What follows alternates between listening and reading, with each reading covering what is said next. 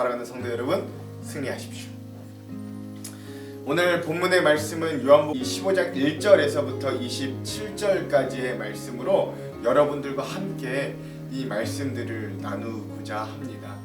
사실 여러분, 이 말씀, 이 15장 1절에서부터 8절까지의 말씀은 포도나무 가지의 비유, 그러니까 아주 유명한 그 포도나무 가지의 비유로 이 제자들에게 말씀하시는 예수님의 모습을 발견할 수 있습니다.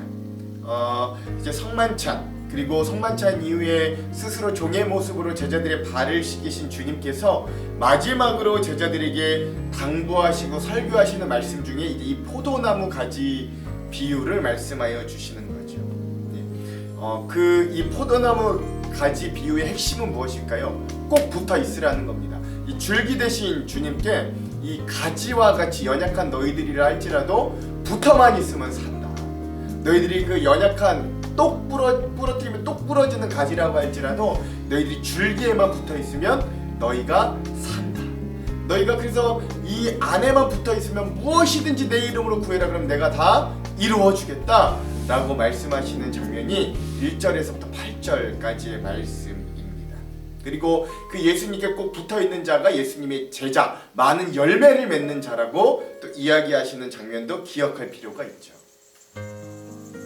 이렇게 이 자신이 포도나무 줄기요, 또 제자들이 작은 가지라고 이 비유, 그래서 접붙임에 대한 이 비유를 설명하셨던 예수님이 이 이후에 제자들에게 닥쳐올 어떤 핍박과 박해에 대한 이야기를 나누시는 거예요. 그러니까 여러분, 잘 한번 생각해 보십시오. 왜 이 포도나무 줄기와 가지 얘기를 하셨을까?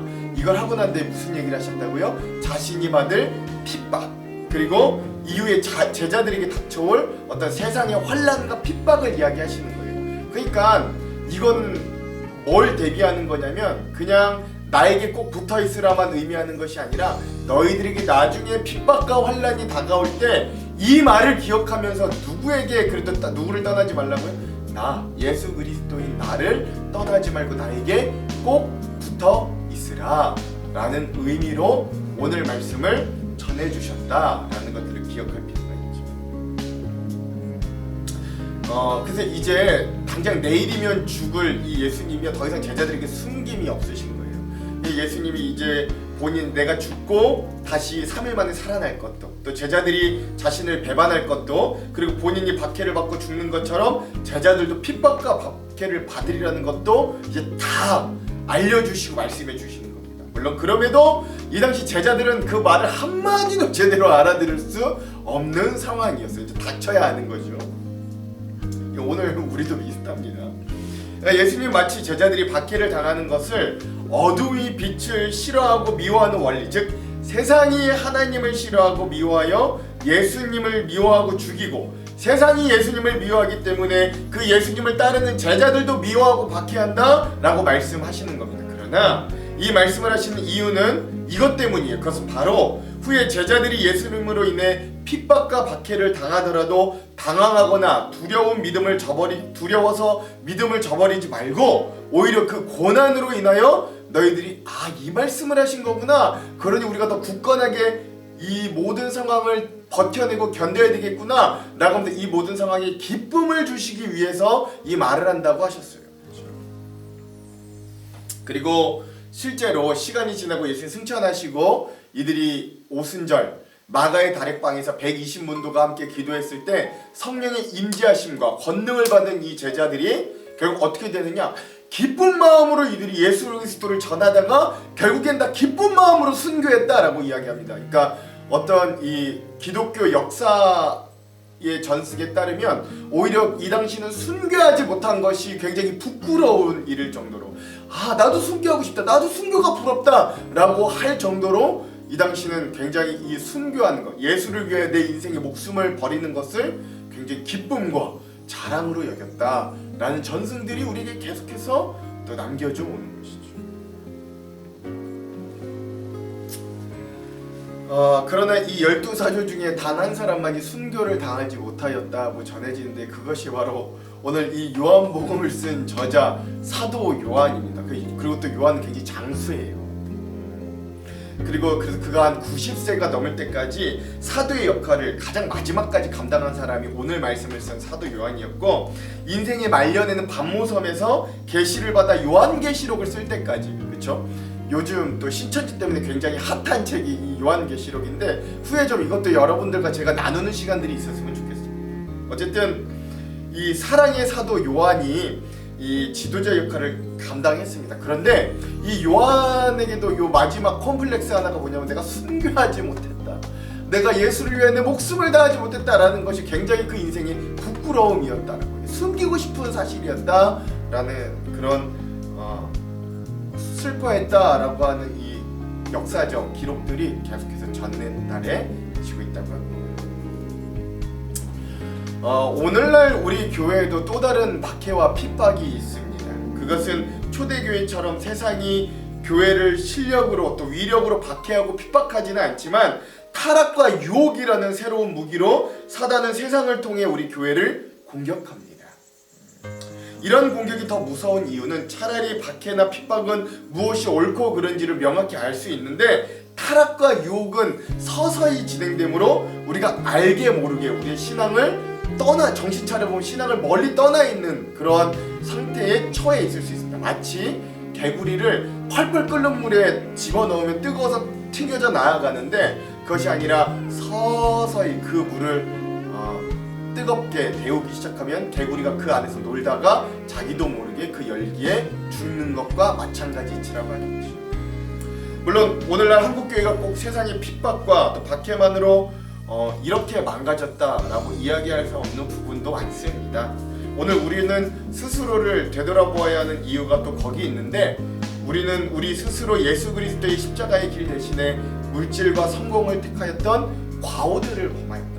그러므로 오늘 사단이 전략을 바꾼 그 타락과 유혹이라는 새로운 공격 앞에서 우린 때론 속수무책으로 당하기도 합니다. 그러나 그 공격의 유형이 박해나 핍박이 되었던, 아니면 유혹과 타락이 되었던 간에 교회는 역사 가운데 언제나 공격당했다라는 건 사실이고, 또 예수 그리스도를 믿고 전하는 사람들은 언제나 세상 속에서 조롱과 어려움을 당하였다는 것도 사실입니다.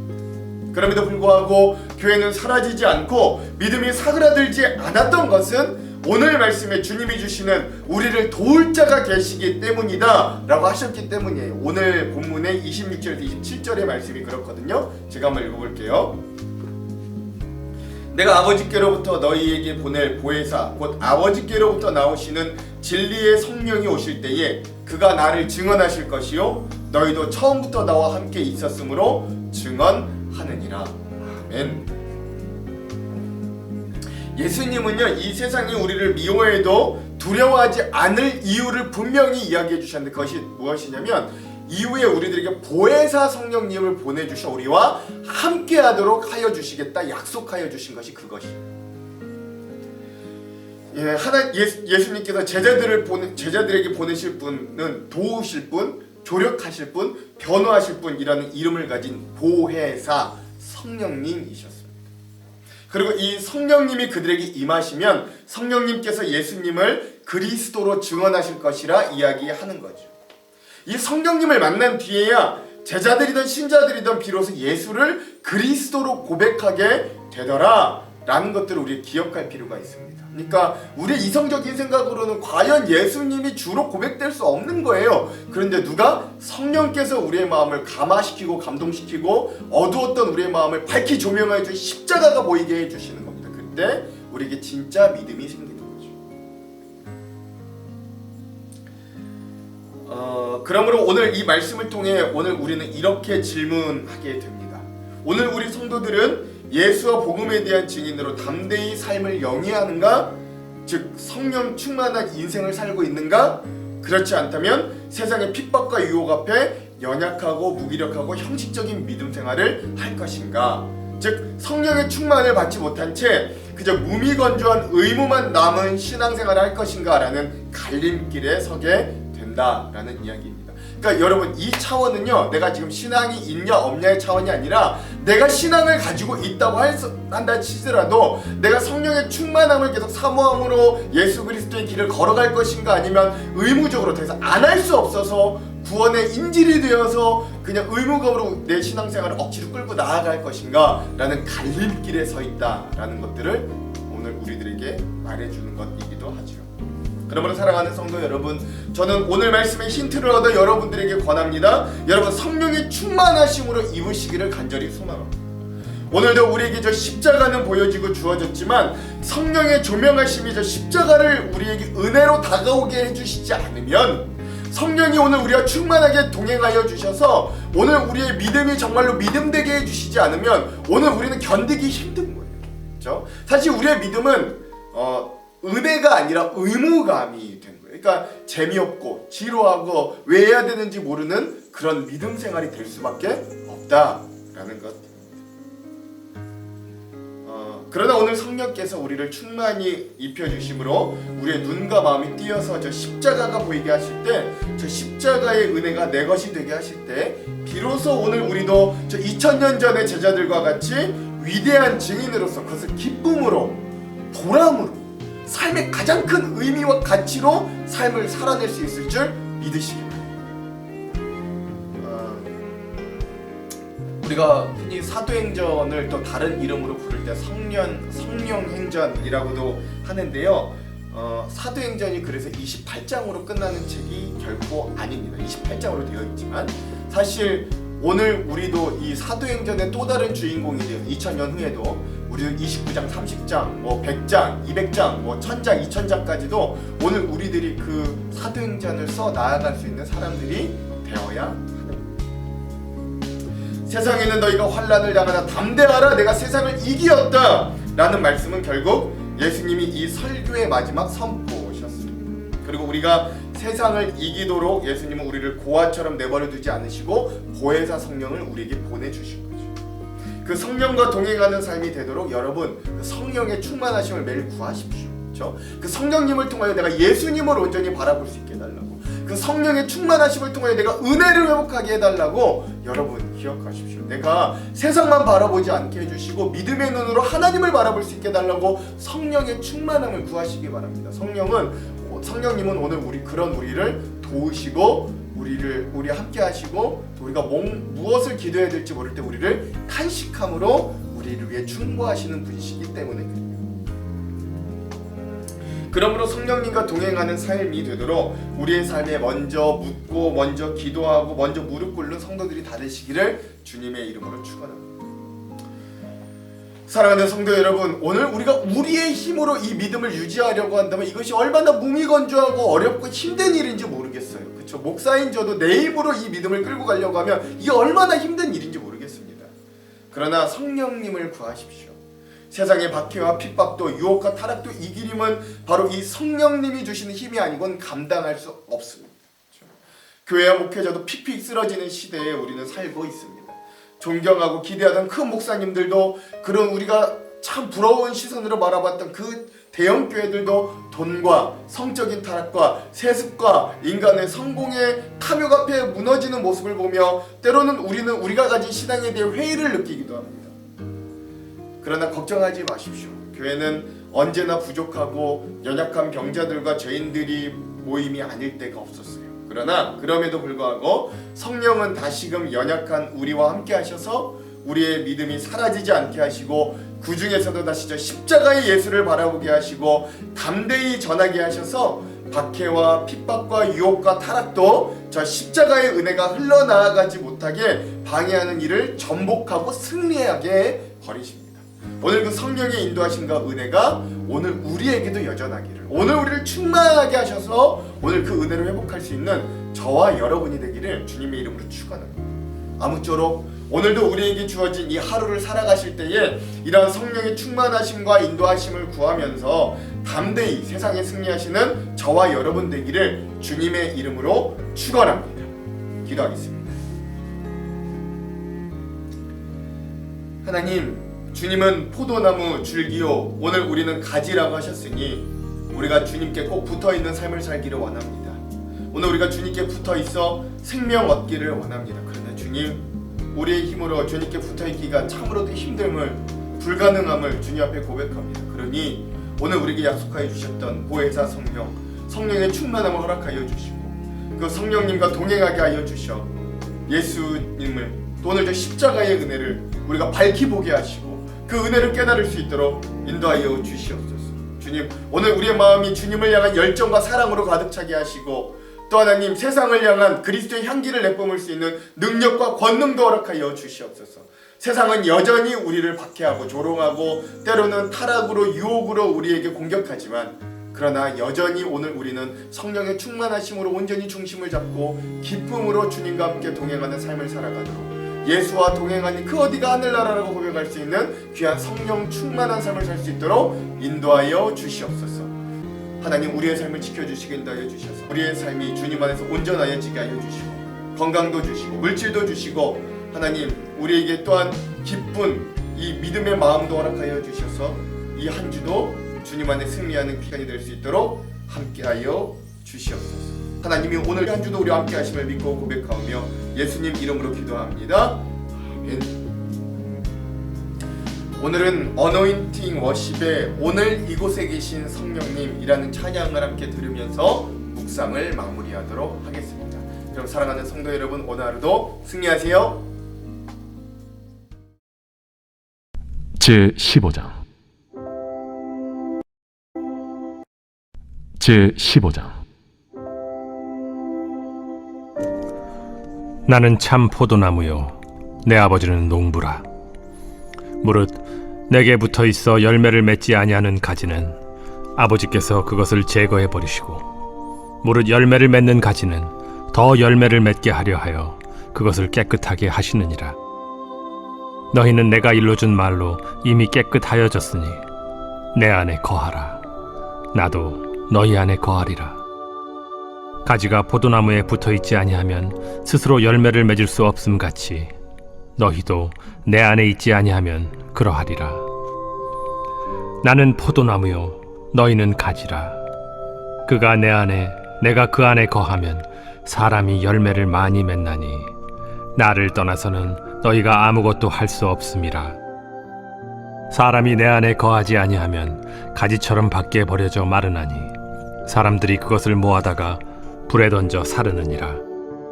너희가 내 안에 거하고 내 말이 너희 안에 거하면 무엇이든지 원하는 대로 구하라. 그리하면 이루리라. 너희가 열매를 많이 맺으면 내 아버지께서 영광을 받으실 것이요 너희는 내 제자가 되리라. 아버지께서 나를 사랑하신 것 같이 나도 너희를 사랑하였으니 나의 사랑 안에 거하라. 내가 아버지의 계명을 지켜 그의 사랑 안에 거하는 것 같이 너희도 내 계명을 지키면 내 사랑 안에 거하리라. 내가 이것을 너희에게 이름은 내 기쁨이 너희 안에 있어 너희 기쁨을 충만하게 하려 함이라. 내 계명은 곧 내가 너희를 사랑한 것 같이 너희도 서로 사랑하라 하는 이것이니라. 사람이 친구를 위하여 자기 목숨을 버리면 이보다 더 큰 사랑이 없나니 너희는 내가 명하는 대로 행하면 곧 나의 친구라. 이제부터는 너희를 종이라 하지 아니하리니 종은 주인이 하는 것을 알지 못함이라. 너희를 친구라 하였노니 내가 내 아버지께 들은 것을 다 너희에게 알게 하였음이라. 너희가 나를 택한 것이 아니요 내가 너희를 택하여 세웠나니 이는 너희로 가서 열매를 맺게 하고 또 너희 열매가 항상 있게 하여 내 이름으로 아버지께 무엇을 구하든지 다 받게 하려 함이라. 내가 이것을 너희에게 명함은 너희로 서로 사랑하게 하려 함이라. 세상이 너희를 미워하면 너희보다 먼저 나를 미워한 줄을 알라. 너희가 세상에 속하였으면 세상이 자기의 것을 사랑할 것이나 너희는 세상에 속한 자가 아니요 도리어 내가 너희를 세상에서 택하였기 때문에 세상이 너희를 미워하느니라. 내가 너희에게 종이 주인보다 더 크지 못하다 한 말을 기억하라. 사람들이 나를 박해하였은즉 너희도 박해할 것이요 내 말을 지켰은즉 너희 말도 지킬 것이라. 그러나 사람들이 내 이름으로 말미암아 이 모든 일을 너희에게 하리니 이는 나를 보내신 이를 알지 못함이라. 내가 와서 그들에게 말하지 아니하였더라면 죄가 없었으려니와 지금은 그 죄를 핑계할 수 없느니라. 나를 미워하는 자는 또 내 아버지를 미워하느니라. 내가 아무도 못한 일을 그들 중에서 하지 아니하였더라면 그들에게 죄가 없었으려니와 지금은 그들이 나와 내 아버지를 보았고 또 미워하였도다. 그러나 이는 그들의 율법에 기록된 바 그들이 이유 없이 나를 미워하였다 한 말을 응하게 하려 함이라. 내가 아버지께로부터 너희에게 보낼 보혜사 곧 아버지께로부터 나오시는 진리의 성령이 오실 때에 그가 나를 증언하실 것이요 너희도 처음부터 나와 함께 있었으므로 증언하느니라.